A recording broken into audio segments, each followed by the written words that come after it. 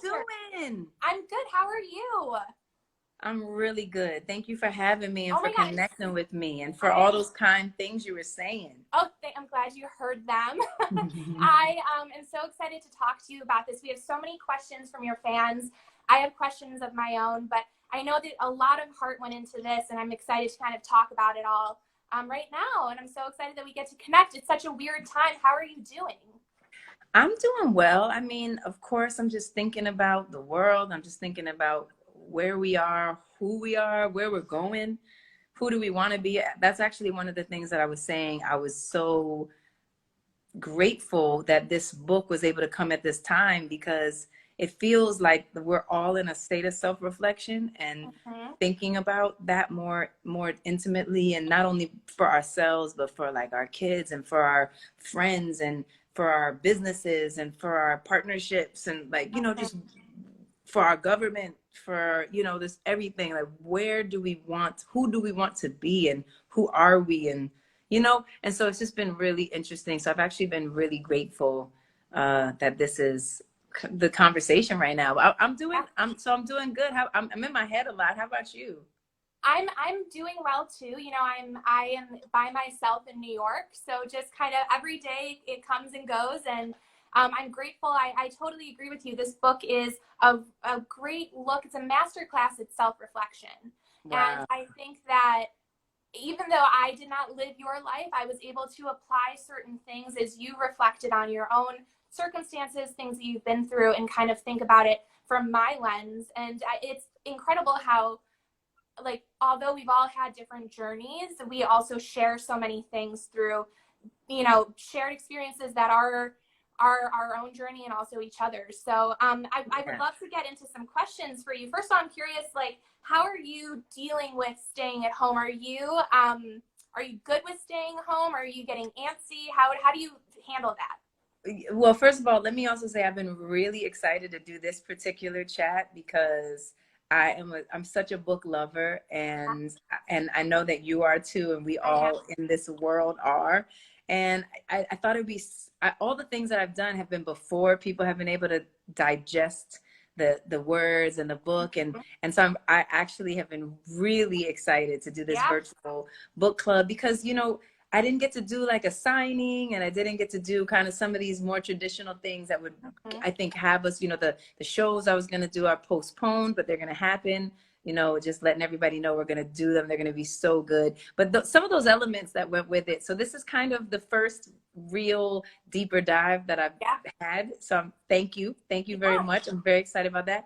And in regards to, you know, being at home, I mean, I think I'm doing well. I think, like I said on Twitter the other day, my son Egypt, he says I'm mean. You know, I guess I'm currently his teacher. Yeah, and how's so, that going? it's good. I mean, it's a juggle, and it's definitely a lot. And I think a lot about the parents who, you know, can't even be home. I'm like, whoa, what about the ones that can't be there? Like, how do they keep them on track? Because it's just, or if an older sibling is like watching the other ones and still trying to do school, it's definitely tricky, you know, for sure. But I'm enjoying it, and I really am enjoying being close to my family. I think a lot of times, you know, I travel a lot for business, so I'm always kind of on the go, and I am enjoying this stay put energy. Well, speaking of energy, I loved in the book when you call creativity chaotic and nonlinear, because I feel like there's a lot of conversation right now about productivity and what it means to be productive while we were staying at home and staying with our family and focusing on our health. How do you navigate that? Are you creating right now? Do you feel like this is a time for that? Or are you focused more on just staying with your family, being healthy, and kind of putting that to the side and holding on it? I am creating, and hi to everybody that's joined. Now, listen, I have like a piece of carrot in my tooth, and I had to try to get it out. That's my homegirl, Brenda Lynn. She's calling me out on it. All right. Thank you. She said we can't see it, so don't worry. Thank you.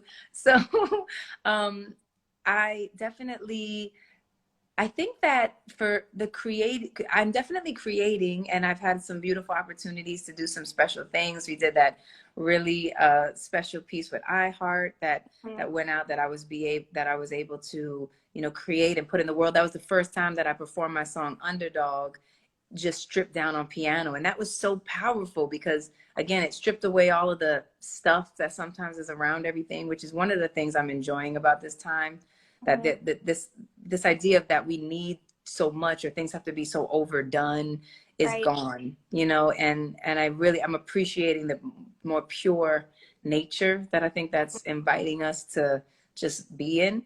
And so that was really cool. So again, certain things like that. So I'm definitely creating those things. I don't feel like I'm over creating. I actually am still trying to figure out my balance of my personal time. I don't really, I still don't have that fully together yet, but I'm getting more comfortable with not having that together. You know what I Right. mean? Like I'm actually okay that I don't know what to do with that still, Mm-hmm. you know. Right. And I've approached moments where I feel like, okay, I'll set this time aside. I'll put this time aside. I've done that, and sometimes it works, sometimes it doesn't work. And I'm just. I was thinking the other day, like being comfortable with being uncomfortable Yeah. is is sort of where I'm landing. Yeah. So I'm okay with that. And so I figure there's going to be soon come enough. There's going to be time where I'm going to be doing a ton of creating and a ton of outwardly things, and maybe now it's just nice to be a little bit more quiet, and that's fine. Mm-hmm. So in regards to productivity, I definitely have things that I'm still working on or wanting to do, and I'm finding the space to do that well, or you know, I'm kind of trying to just be okay with the flow. That's how I feel. Right. So I'm curious. A lot of people on Twitter and Instagram have asked, why now? Why does More Myself feel like the perfect thing for you to come out with now? Summer Flynn, I just saw that you finished the book. That's amazing. I'm so excited to hear that. A lot of people have definitely been just telling me about their experience with it. And oh, yes, and the audio book. Someone else just mentioned the audio, The but audiobook. I love it. I'm so Yeah. proud of being able to do that audio book that had all the people that are part of it and their perspective, and then a little piano, a little bit of, you know, singing. Just it just had a world that I really liked. But now I forgot the question. Well, I'm curious, why now? Why do you feel like More Myself is this is the perfect time for you to come out with this? Sometimes you don't even know Mm. why the timing is perfect or divine. And definitely, like I said, I went through different emotions with that as well, even as we were starting to find ourselves in this new world and wondering if this was the time. In fact, you know, Mm. I even right before it even came out, I was wondering, is this the time? And Yeah. is this timing right? And then I realized, yes, actually it is. It is perfect and it is right. And so for me, the timing was right just because I feel like I actually have made some strides towards being more of who I actually am, who I actually want to be, who I'm personally choosing to be, and taking the time and making the effort to stand in that and be good with that. Mm-hmm. Um, for many years, I didn't do that. I didn't even know how to. I didn't know how to kind of be clear enough about what I wanted and not fluctuate or compromise or change it because I thought it makes someone else happy, or Right. whatever that we do to Mm-hmm. try to make, you know, I don't know what we do, and I don't even know why we do it. I guess we're taught it, or we see the people around us doing it, and so we start to do it. But finally I've come to the place where I say, I really, this is actually what I feel good with, Yeah. and I want to stand in it. So I recognize I made some strides in that direction. I'm proud of that. You got to pat yourself on the back, you know, Yeah. even for the little things. And I wanted to share how that happened, and how, you know, and even just that conversation, because I think that's something we're all looking for. Who Right. exactly are we is a big question. And you have said in previous interviews that you were surprised to find out that you didn't know who you were. What was that moment like? What was that moment even? I think it was over time, actually. Yeah. It was, you know, because I thought I Of course, you know who you Right. are, right? You're like, oh, I'm this, I'm that. You have your definitions. You could like put it on a hand or Mm-hmm. whatever. You know how your friends describe you. You know how you are at work. You know how you are with like love and whatever. You have all these like definitions that we put on ourselves, and so I figured like I'm pretty like empowered. I'm, you know, Right. I'm a strong woman.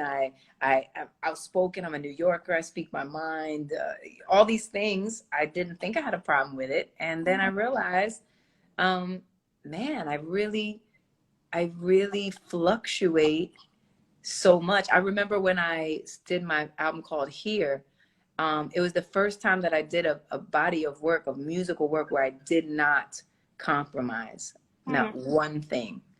It didn't matter whoever told me, you know, that's good, but we're missing it would be better if you had a little bit of, don't you think you should, whatever the case. And they might have been right, not right. I don't know. But I exercised the practice of saying, this is what I'm doing. And Right. I'm doing it for me. And I think Here really opened up a floodgate of really starting to be more centered in that and understanding what that is. So that's kind of where it started a bit. And that's where it started to reveal to me that I really did not exactly know who I was all the time. Mm-hmm. I'm seeing a lot of comments too, and I felt this as I was reading it. I would imagine this was a very cathartic experience for you to re-examine these moments of your life from beginning to current, like present day. And a lot of people were able to kind of share that with you. How can you talk a little bit about that? Harry on Instagram actually asks, what was that like, and what, if you were ever hesitant to include anything because maybe it was painful?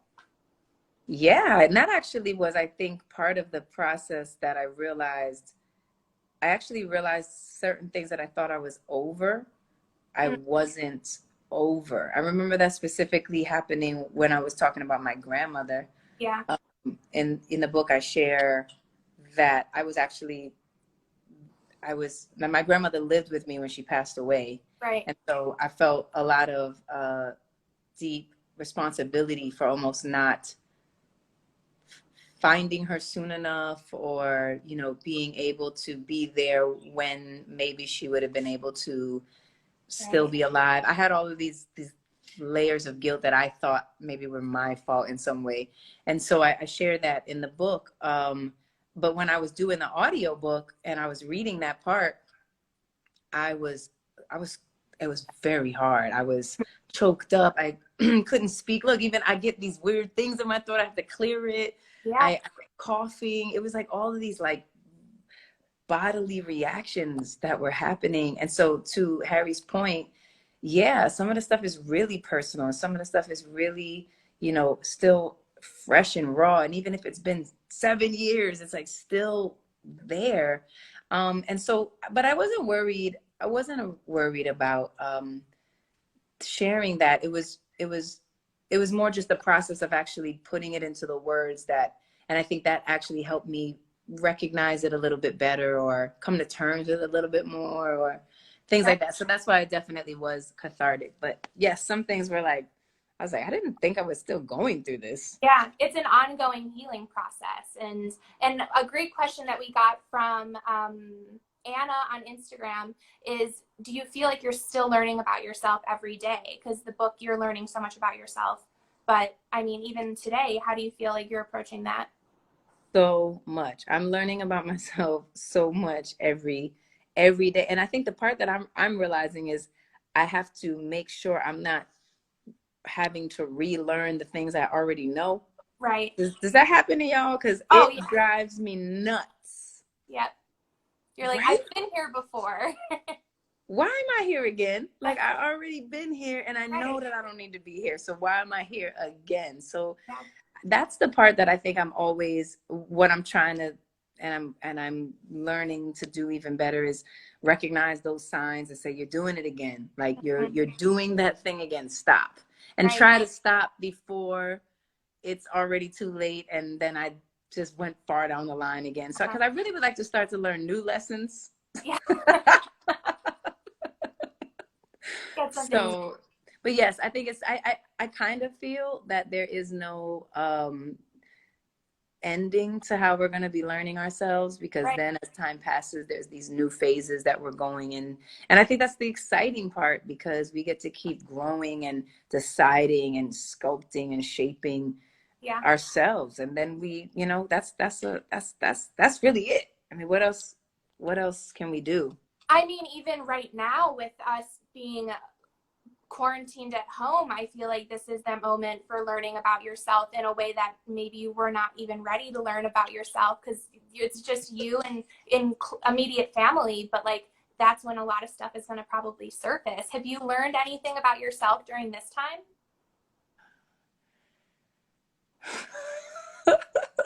You know, for sure. I definitely learned that I'm not a good sleeper. I don't Uh-huh. sleep well.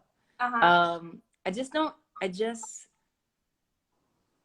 it takes me a really long time to relax. And sometimes I have to remind myself that it's okay to just be laying down. Mm-hmm. Like, it's okay to be laying, you can actually just be horizontal and just lay down and learn from that. Like, you don't have to kind of fill every minute, every moment with everything, or else you feel like you're not doing something, or not being good at something, or not, to your point earlier, being productive, Right. or whatever. Even with my kids and stuff, because my kids are pretty young, so I have to, it's not like I can be like, oh, go do whatever and just, You have to be you know, on. you have to really pay attention to them.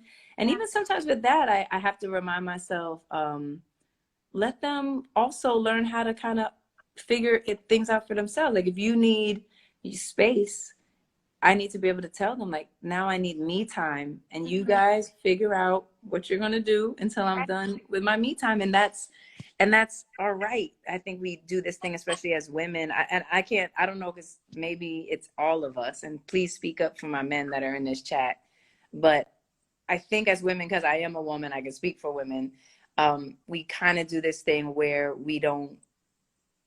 we put everything on our shoulders, and we harbor and hold. And it's almost like this mentality that until we have every single thing on our shoulders and we're drowning underneath it, we're not actually doing anything. Where that's another thing that I've learned, which is the nothingness, the stillness is also a very powerful learning space. And we actually have to show our kids how to also be still. But if you're never still, or you're never taking the time to listen to your own self, or separate yourself from other people so you can just hear your own thoughts, how are they Mm-hmm. going to, so that part, it's almost like a martyrdom type of weird Yeah. mentality or something. Taking care, I think, is just like ingrained in women, and it's okay to take care of yourself too. You have to, because then you're not going to be able to take care of anyone else if you don't take care of yourself. Um, Word. I love this question, and I love this part throughout the entire book. You are constantly journaling. You're taking pen to paper, and you are writing down your feelings. Oftentimes, incredible songs have come from it. I love Mm. the part when you're at Oprah Winfrey's house, and you're just like, I need a piece of paper, and just like this explosion of words comes out. Sarah on Instagram asked that a lot of people are journaling while they're staying home. Are you still journaling, and what's your style? Oh, that's a great question. Yeah. In fact, I was just talking about with my older son about stream of consciousness, and I was kind of, you know, asking him if he'd be open, because he's starting to write. He's starting to write lyrics. He's starting, to have words that he has inside of him that he wants to get out. And I was wondering if he was comfortable with this idea of stream of consciousness, which is, like you guys probably already know, but where you just write exactly what comes to your mind. And I think sometimes in school we're taught that we have to write it with so much thought, and we have to put the main idea first, and we have to Right. follow up with the 3 paragraphs, and then we have to cut the closing, and which is, of course, you need to know how to write, you need to know how to get your ideas out properly. But there's something so freeing of just writing exactly what's in your head without censoring it first, which is a bad habit that I often have. I often Yeah. overthink, or I'm thinking about how does it come off, which is lovely, because it's great to be thoughtful. And I'm not saying for us to not be thoughtful, but there's Mm-hmm. also a place in the world where you have to just be so blatantly you. Right. And I think for me, stream of consciousness does that. So I was encouraging him to do that. I actually wasn't doing that. I was kind of just doing normal journal writing where I was just kind of recounting. I've been recounting kind of how I'm feeling or where I am or what's going on. And that's been interesting. So it's been good. I have been continuing my journaling. Yeah. It's not as much as I used to, but I really forget how much I love just putting pen to paper, because you get on your phone and you write on your notes, but pen to paper is beautiful. So I've been definitely Oh, doing that. it's good to work that hand muscle. When I was writing notes, I was like, oh my God, I'm never writing anymore. You're always typing. My hand. I'm always typing. Yeah, it's Yeah.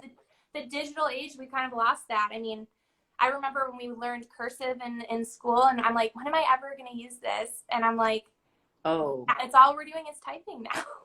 how about this one thing that was said that, like, who are we if we're not writing anything down? Like, how will we have these memories of what we did, or how will we actually be able to prove the things that we did if it's not in the tangible anymore?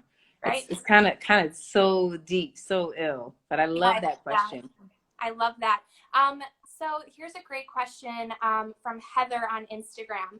You in your book you talk about how Oprah Winfrey has kind of been there your entire career. I love the 2001 memory of you on her show. I even watched it on YouTube after I Oh, read that bit, wow. and it's kind of incredible that as we relive these moments with you in your book, we have this like supplementary material that we can go and watch your Grammy acceptance speech at the 2002 Grammys. And because of your career being public facing, we have that ability to like relive these moments with you in the book, and then That's cool. also like through video. And I love that something people, I don't know if everyone who's watching knows this, but it's kind of incredible how full circle it has become that your book is now an Oprah book, which is her imprint's first book. Yes. No, that is so, I mean, it's so true. She welcomed me onto her show when I was just starting. It was literally the catalyst that allowed people to be introduced to me and allowed my first song Fallen to really be recognized, because it was such a different style of a song at the time, and it didn't really it kind of didn't fit in, but that was good because it stood out, which is, I think, the best way to be. But that makes it difficult. That makes the journey more difficult because you got to kind of find your way through. And so that, and then so many moments in my life later, as I was figuring out even business or different relationships or things, she would somehow be this really beautiful sister, Yeah. mentor person for me. And now here we are, and my book More Myself was able to be the first book on her imprint, which it's just, you're right, like the full circle thing is kind of unbelievable. And I'll say a New York Times bestseller, More Myself. Well, plug that. Everyone needs to remember that. Thank y'all so much. That is from you, and really your compassion, your love, your connection to me and to this story, which I believe is all of our stories, because it's a constant journey that we're all on. How do we actually go and become who we want, and how do we do that through the ever changingness of not only the world but our internal universes, which are constantly ebbing and flowing and changing and growing. And sometimes you wake up and you're like, wait, who am I? Like, who am I? So I think that question that they're asking ourselves is so powerful, and I'm really grateful to y'all. So thank you, and for the support and the love. It feels incredible. I never take it for granted. So Heather's question was if there was a piece of advice that Oprah has ever given to you that you've carried with you every day. Well, the best one I actually shared in the book. It is my guiding light. I will give it to you right now, and you should use it and take it with you. And basically what she said to me, because I was asking her, I was like, well, how do you know? Like, what I was struggling with was, how do I know? How can I say I'm the expert? Do I have all the information? Don't I need people who would know more than me to help me make the right choices, make the right decisions?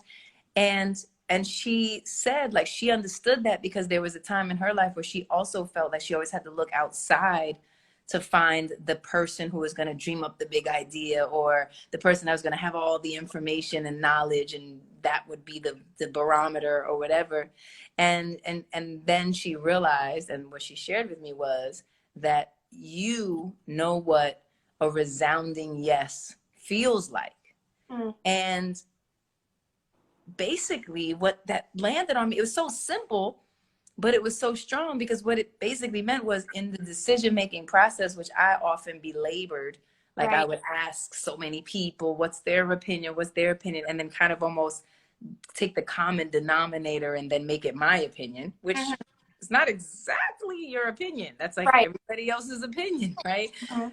So so when she said, you know what a resounding yes feels like, when it came to the decision making process, if you really know it, like you just know, it's like, I will absolutely do that. That sounds like I don't have to think about it. I don't have to convince myself about it. It's a yes.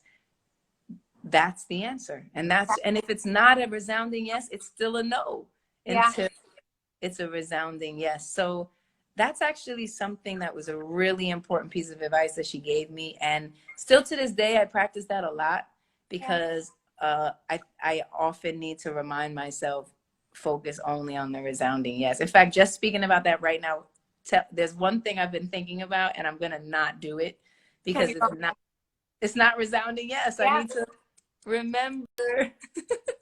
I love in the book when you talk about your decision of, do you leave Columbia um, and pursue music, or do you can stay at school, because you could not do those two things full time at the same time. And you end it with and I don't want to butcher it, but something along the lines of like, do I resist the do I resist the current or surrender to it? And I do think that there is something kind of incredible of like accepting, you know, that saying of, you can't control everything, but you can only control how you respond to it and how you react to it. Mm. And I think like waiting for that internal yes is kind of listening for how you react to an answer and a situation.